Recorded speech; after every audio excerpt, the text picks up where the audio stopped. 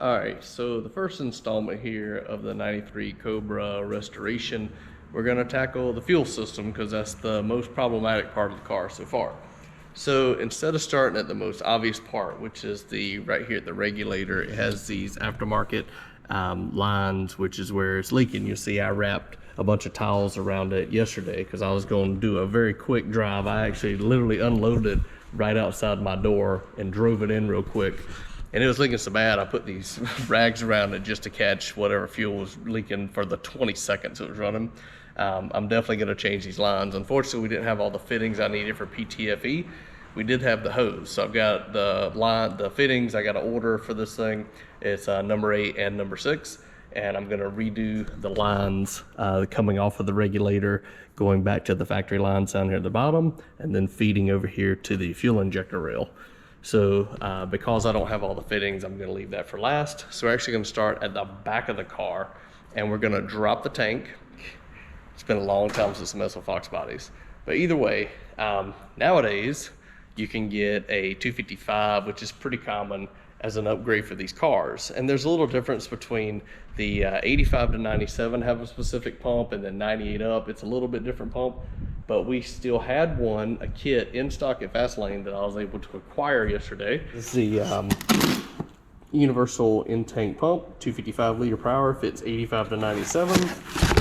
And what it looks like in here, I even got a brand new filler neck grommet, which we're gonna change because they're notorious for going bad. But this is the pump. It's actually a Walbro pump. You can't go by this part number. It says 340. That doesn't mean it's a 340 liter per hour. That's actually the part number. It's a GSS 340.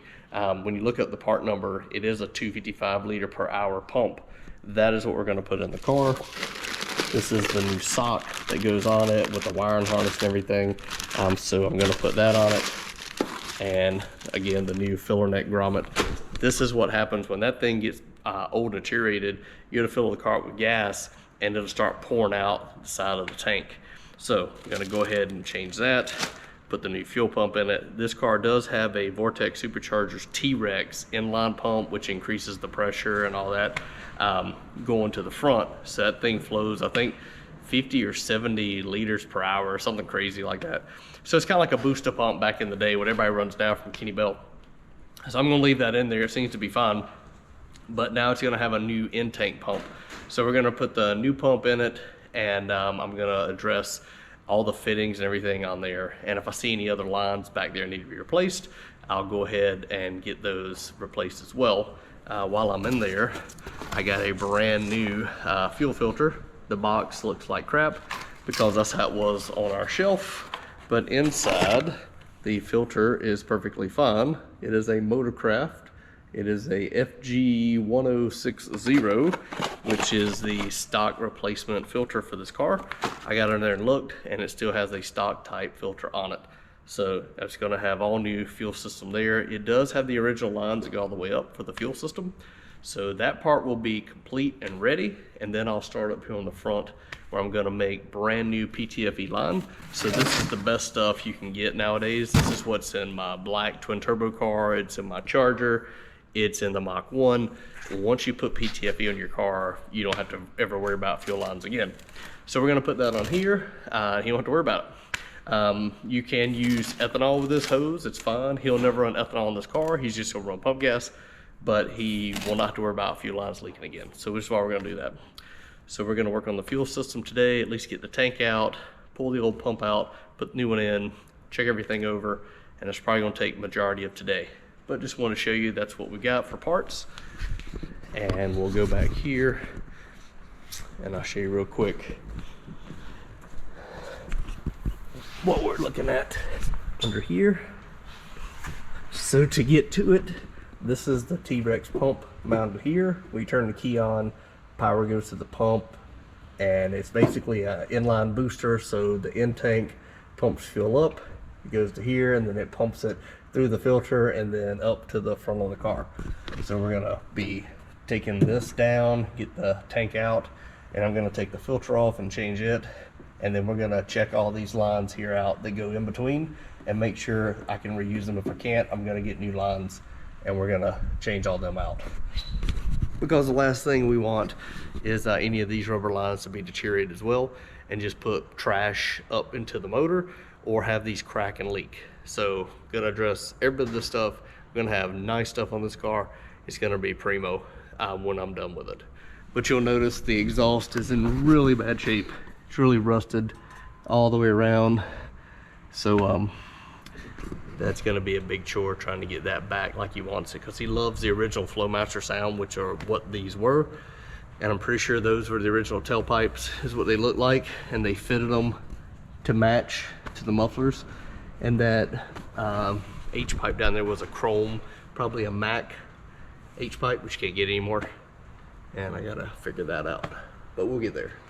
Okay, on to the work.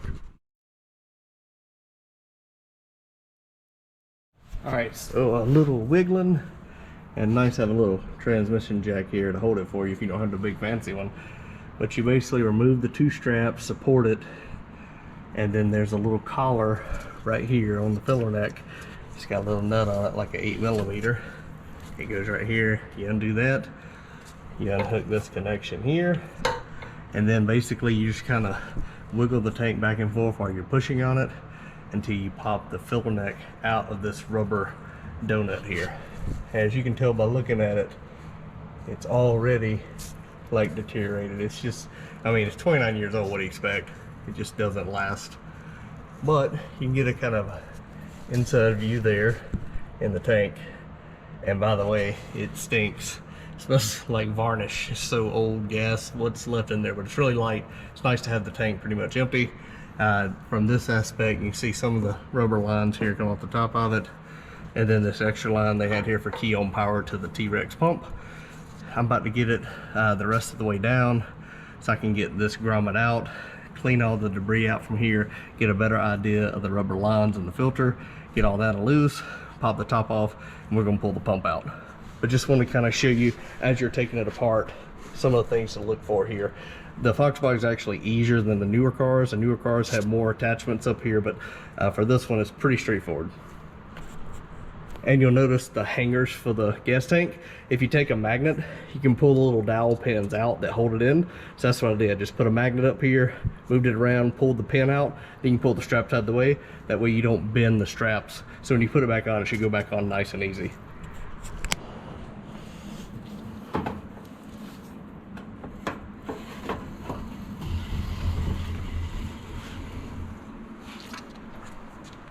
There you go. Look how nasty that is.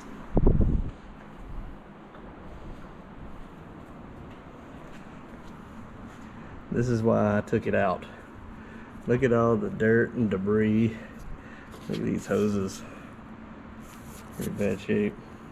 I think it's the outer is a rubber liner, but the inner is a plastic liner, so they should be okay to reuse on here. But we got to clean all this up. So I'll blow all this off and scrub it and clean it. Put a rag in here and get all that out so no debris gets in the tank. Then we'll pop this off and change the pump. It's pretty nasty though. Oh, you catch that residual gas dripping out of there.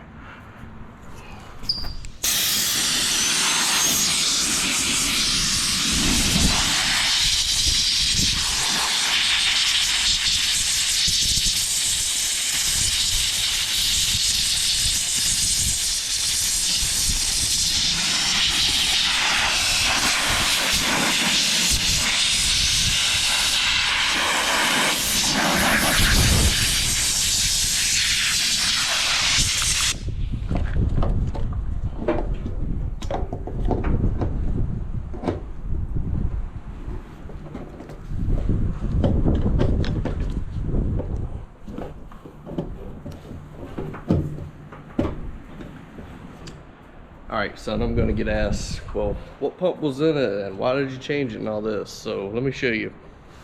The pump that was in it, part number is GSS242. So that comes out to be a Walbro 190 liter per hour pump that was in it. Now what I want you to see is, first thing I want you to see is the sock that was on it. So while it is dirty, you're like, well, it's not too bad, you know, considering the year of the car, right? I want you to look inside the sock here. See that debris in there? That's not good. Now what I want you to look at is the screen in the bottom of the pump, which is like another fail-safe. So if it gets past the sock, then there's a screen right here. So do you see that? You see all that sediment in there? That is not good either. Look at that stuff in there. Looks like you went to the beach and there's sand in there, right? That's pretty bad. I mean, that's really bad. So not only is that bad to get in your fuel system, but you know, next thing after this, it goes into a filter which is supposed to catch it as well. But this also affects your fuel flow. So yeah, that's why we're changing all this crap.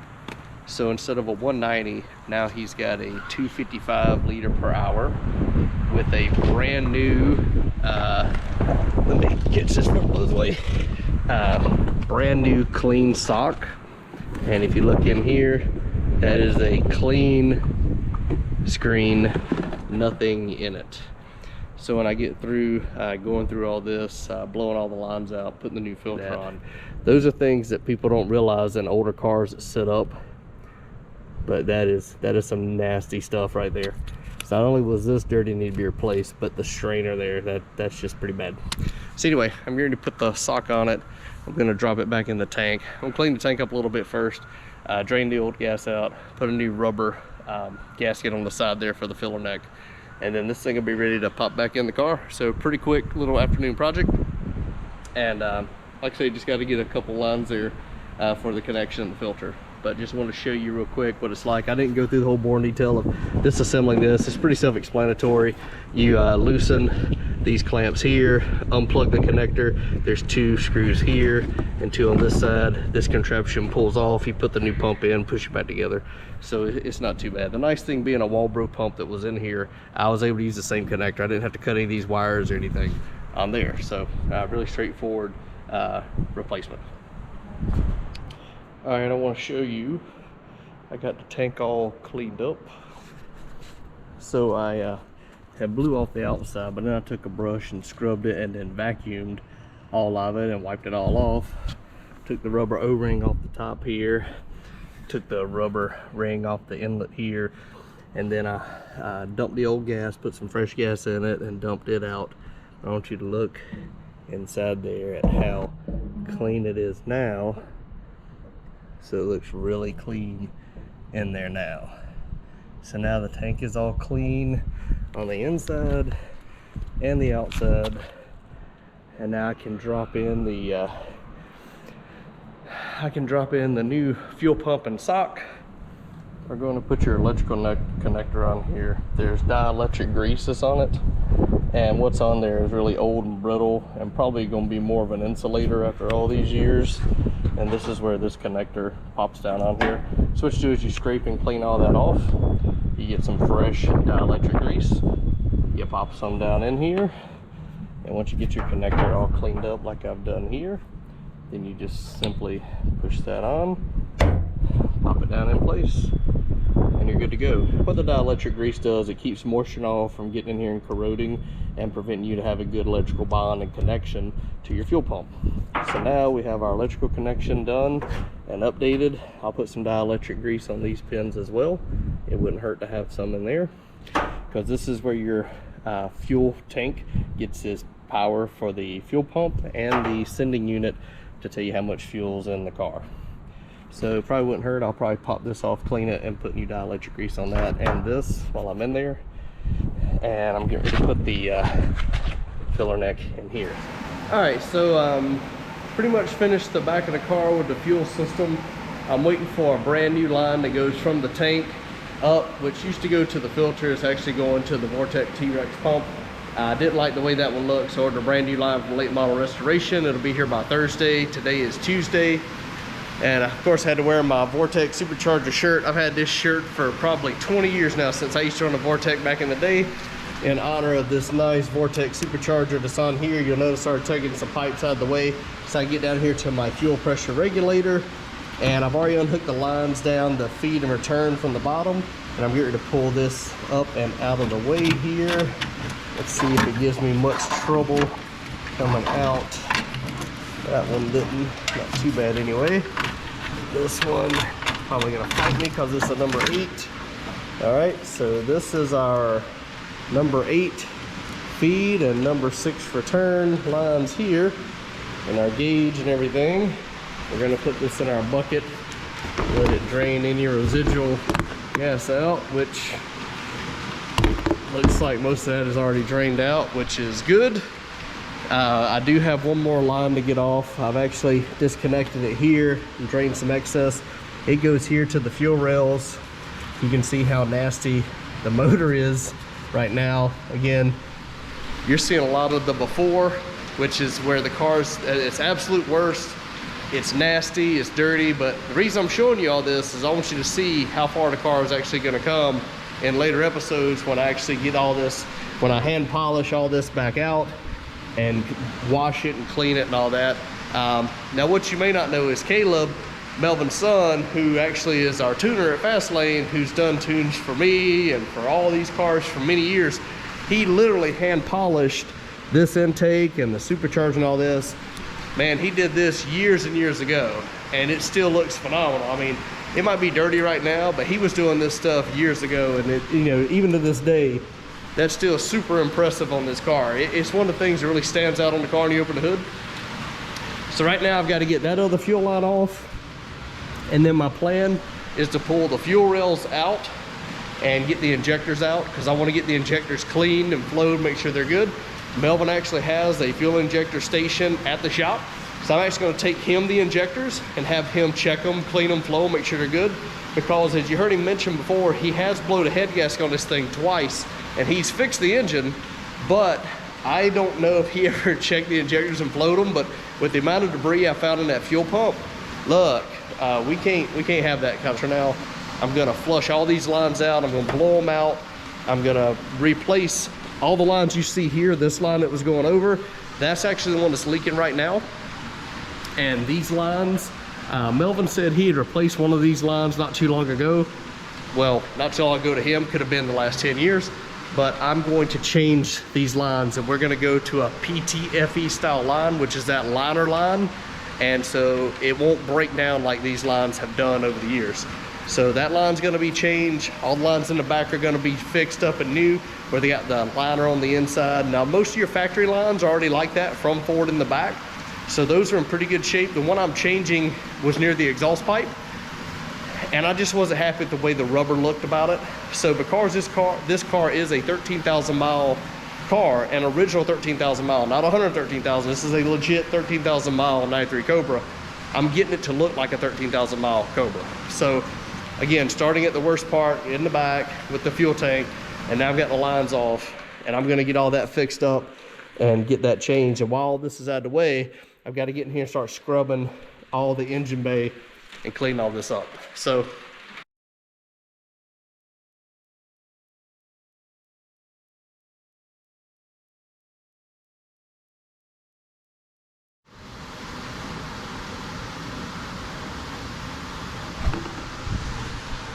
what I want you to see here,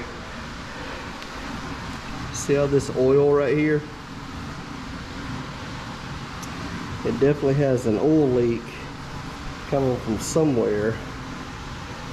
Clearly I got to get a new upper and lower intake gasket, but there's an oil leak right here, and I'm not sure if this is leaking from one of these fittings here. Cause see where that T fitting is, it's a little wet right there. I don't think that's where it's leaking from. I think it might have a leak right down here in this weld at the bottom of the intake, because that's where it's really wet and oil right there. All the vacuum tree looks fine. Even this line here, it's got some cracks on it, but I'm going to change that line. So this is part of the thing that you don't think about. See where this line's been rubbing so long? It's actually got a flat, shiny spot on it. So this is one of the main vacuum ports right here. It runs over to here like a little tree. And what we're doing is we're pulling vacuum here. And this is part of the PCV system. and we're supposed to be sucking the PCV valve and all, and then we got the vacuum tree, and we want to make sure that these lines don't have cracks in them, because any cracks can cause a vacuum leak and make the car idle funny, run lean, have a weird just driving and idle condition, which we don't want. So I'm going to replace all these vacuum lines, but my biggest concern was when I was looking down in here to get ready to take the fuel rails off, I saw all this oil sitting right down here on top of the intake manifold. Let me get my light so you can see it better. So see all that oil sitting on top of the intake manifold there? And it's just collecting right over this area here, not really in the back there. So it's not leaking from the valve cover. It's literally leaking right in that area. Also, where the fuel rails connect, somebody made like a little fancy jumper there, and it is braided line. So I'm gonna have to change that out as well, because that could also be a leaking point. And then we've got this little connection here, which is for the fuel pressure gauge. That should be fine, I can leave that. But I do have to take the rails off so we can clean them. And I'm gonna go ahead and take this part of the gasket up out of the way. And I'll have to clean and scrape all this off. But just so you can see, I've got to clean. This thing is hella nasty, but those are chrome valve covers, believe it or not. And I got to get in here and clean all this up. But for now, this is part of the tear down that I'm doing. And I really think, unfortunately, that this intake manifold must have a hairline fracture crack in this weld somewhere. And what happened years ago, Melvin had sent this thing off to be extrude hole ported, and what they did, they literally cut it right down the middle. They extrude hole ported and they welded it back together. And I don't think it had leaked, but I mean, you're talking 20 years ago. So maybe just over time, something in that aluminum has shifted or whatever when they got it back, when Melvin got it back, because he literally got it and put it on the car. So this is how it came to him, unfortunately. So yeah, at this point we'll have to take it to Melvin, see what he wants to do, whether he can we can close it up, and we can do what we call a smoke test. So what we'll do is we'll close all this up, tape it off, put our smoke machine on here, and we should be able to identify where the crack is. It should smoke where the crack is, and then we can probably just lay down some weld on that and fix it. It really shouldn't be that big of a deal, and we'll go ahead and get that bad boy fixed up. But that also could be something that could contribute to the car running lean or having a weird idle condition. But again, my goal here is to get this car 100%, not only looking good, which would be one of the last things I do is cosmetic, but running good. So it's hard to diagnose a car and, you know, just throw it on the dyno and do a tune if the mechanical isn't sound. So one thing that Caleb and I talk about all the time when customers come in or we schedule customers, is your car ready to be dynoed? And everybody says, oh yeah, I just got it running, just throw it together, it's ready to go. And a lot of times that literally means throw it together. And so some of the checkpoints as a person that's building a car at home, or if you have somebody build it for you and you think you're ready to get a tune, these are some things to look for, especially if you have a Fox body. While I love Fox bodies, I've had quite a few of my own over the years. These cars are 30 years old now or older if you've got a 4-eyed car from the early 80s, late 70s. They're gonna need little things like vacuum hoses, something very trivial that don't cost a lot of money, but vacuum hoses can have cracks in them and lead to all kinds of issues. In this case, this has something going on with the intake manifold crack, but something else could be the gaskets on here could deteriorate. Clearly this one was fine, and when I took it apart, it tore because Melvin probably had a little bit of silicone on here just to make sure it was nice and sealed, just because we've got a supercharged combination. But just things like that to keep in mind. It didn't like the valve covers leaking on this car, and I know he just went through the motor years ago and did the head gasket, so the valve cover gasket should be fine. I'm not going to touch those, but I am going to clean the engine up really good, and we'll put a new upper lower gasket on it. But yeah, those are little things I'm finding as we tear into this thing and see what other surprises await. One thing I am going to do is we're going to get a new hose kit for this thing, and that's the heater hoses against the firewall back there and the radiator hose here, upper and lower. And these belts are chewed up pretty bad. And I noticed the tensioner that runs on the Vortex supercharger here, that thing is not smooth. actually has some wear in it. So I gotta ask Melvin, was that intentional? Is that just how it's wearing? Because not only is it wearing weird, it's wore the belt weird too. So sometimes people do that to give it some more grip onto the belt so it doesn't slip. So that could be a hot rod trick, which works for a while, but it does prematurely wear your belt out. But for the minimum amount he drives it, you know what I'm saying? So if it's not intentional, then we need a new tensioner pulley there and a new belt. Either way, it needs a new belt. And I'll get a new belt we'll put on it, and a new serpentine belt, and new hoses, and all the normal little hoses, belts, and configuration like that. So there we go, just digging in, getting the fuel rails off next. I get the injectors out so we get those clean, and then I ran into this. I thought it was interesting to add this to the video. I thought I was done, but I wanted to share that with you. Something I found, this is where it's clearly leaking oil, and it's leaking right on top here. That is puddled right there on the driver's side, about halfway down over to the valve cover. So, interesting stuff. Thanks for hanging in there with me. Cool things as you go along, working on an old hot rod, which is funny to say, an old hot rod to be in a 93 car. Clearly I graduated in 90, so this car was built 3 years after I graduated. So again, for you kids doing the math at home, that makes me 50 years old. This car was built in 93, that makes this car 29 years old. Here we go. Talk to you soon.